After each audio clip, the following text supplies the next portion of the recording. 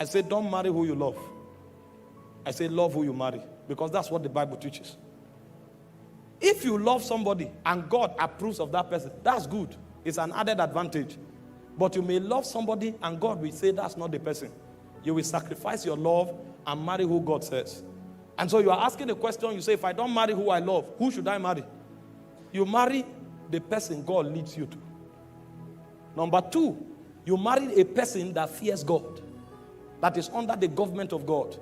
And number three, you marry the person that is compatible with your purpose. If you find these three, you will love that person. But if you marry somebody you love, who God is not choosing for you, or you marry somebody you love, who is not under God's government, and you marry who you love, and he does not compact with your purpose, after a few years, you will discover that that love will vanish. Because if you study love itself in context, you will discover that it will be impossible to really get to love somebody that you have not understood and have not trusted. Because love has three cadres. The first cadre of love is affection. The second cadre of love is understanding. Understanding is superior to affection. If you start working with somebody and you journey for a while, if you can't understand yourself, you will discover that the lack of understanding will destroy the affection that once existed. Because affection is superior to understanding is superior to affection in the ladder of love. And then when you move a bit further, you will now discover that the third ladder or the third rung on the ladder is trust. Trust is superior to understanding. If you don't trust somebody, you will discover that understanding will collapse. Affection will also collapse. And so when you are even talking love, you cannot really explore love in its fullness unless as you marry somebody and live with a person for a long time. That's why God commands people to love who they marry. And it doesn't really endorse who you love before you get married. If you do and God chooses that person, it's an added advantage. And if you have studied love also, apart from this ladder that I've explained to you, there are 4 things you will discover about love. Because there are 4 words for love in the Greek. The first word for love is phileo. The second word for love is eros. The third word for love is storge. And the fourth word for love is agape. Love is deeper than a feeling. The word phileo is a kind of love that is created by circumstance. And that kind of love runs on emotion. So if I'm in a place with somebody for a while, because that location kept us in that place, we are going to discover that there are few things that connect us. And so because of that circumstance that is created, we will begin to bond in a way. That kind of love is called phileo. If you change that circumstance for a while, that love will begin to die. Because that love is orchestrated by a circumstance, and that love runs on emotion. If you change the circumstance and you alter the emotion, that love will die. It's called phileo. Friendship operates at that level. And then you have what we call eros. Eros is romantic love. Romantic love is motivated by your definition of beauty. It's an affection that goes in the direction of what you consider to be beautiful. And so, for example, if you consider a fair complexion to be beautiful, when you see somebody that is fair, you will get to develop that kind of affection towards that person. But over time, you will discover that because the glory of man diminishes, a point will come when that affection won't mean, that look won't mean much to you anymore. And ask those who are married, they will tell you.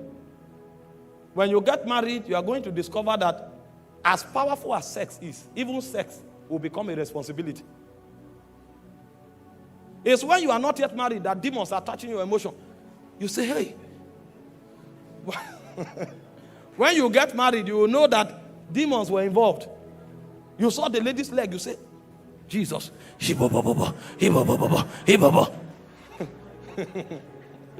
When you get married, you will discover that that leg can be on your head. You will be burdened. Because eros is motivated by what you consider beautiful. A point will come, it will diminish. You will now discover that eros is not enough to bond you. That's why those who run to marriage because of sex, after 1 month, they run out. And the people you meet before you get married, most times, is phileo and eros you feel for them. The higher kind of love is called storge and agape. Storge is companionship. Storge is built by understanding. Storge is not dependent on emotion. That's why people who have understanding, when they become old, at 70, you will see them hold themselves, walking together. It's called companionship. There are two things that bet storge. One is understanding, another is covenant. And covenant runs on blood. So the relationship you have with your brother and your sister is called storge. That love originates from your bloodline. And so you will discover that you will live with your brother for many years. Even if you fight, a point will come, you will need that person. And if you are quarreling and the person dies, you can't sleep. You will not feel it in your mind. It will be a weight on your chest. If you have lost somebody before, you will know. Because that covenant is breaking. And so that detachment will create a weight on you that you can't define. Because that kind of love is covenant-oriented, and it is also based on understanding. It is when you get into marriage that you can build storge. There's no way you can build storge before marriage. Because marriage is prosecuted on covenant. And that covenant is enacted on the altar before God, and it is consummated on the bed of affection. And then as you walk with that person over time, you will now begin to build understanding.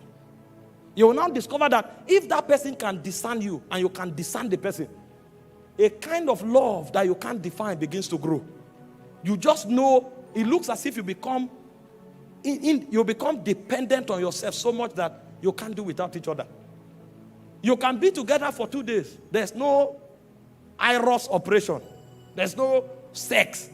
But you are gisting and talking to yourself as though sometimes you even gossip with one another. What's happening is storge. You will discover that in one day you talk to yourself more than 20 times. And it's not that initial. This time around is dependence. Companionship is being formed. But it is rooted in what? Understanding. And understanding takes time. And it's also rooted on covenant. And there's no covenant before marriage. So you can't enter the realm of storge until you get married. And then the final one is agape. Agape is sacrifice. Agape is self-denial. The reason you can build agape is not even because you have a connection with that person. Why phileo is generated by circumstance, eros is generated by your definition of beauty, storge is defined or generated by understanding and covenant, agape is external. Agape is dependent on the level of trust and obedience you have for another force outside of that marriage. That's why it's called sacrifice. You don't build agape because of your connection with the person. You build agape because of your both connection with a superior being. And so most of the things you do with that person may not be because of that person. It will be because of your loyalty and submission to that being that binds you together. And so many times, when you go through a relationship as strong as marriage, you will discover the reason you will stay will not be because of the person. The reason you will stay will be because of your submission to God. That's why it is in worship and it is in loyalty to spirit beings that agape, the subject of agape, can be defined. And you cannot build agape until you marry somebody. Forget about the card you wrote some romantic words and sent. Sacrifice is deeper than card. It's death.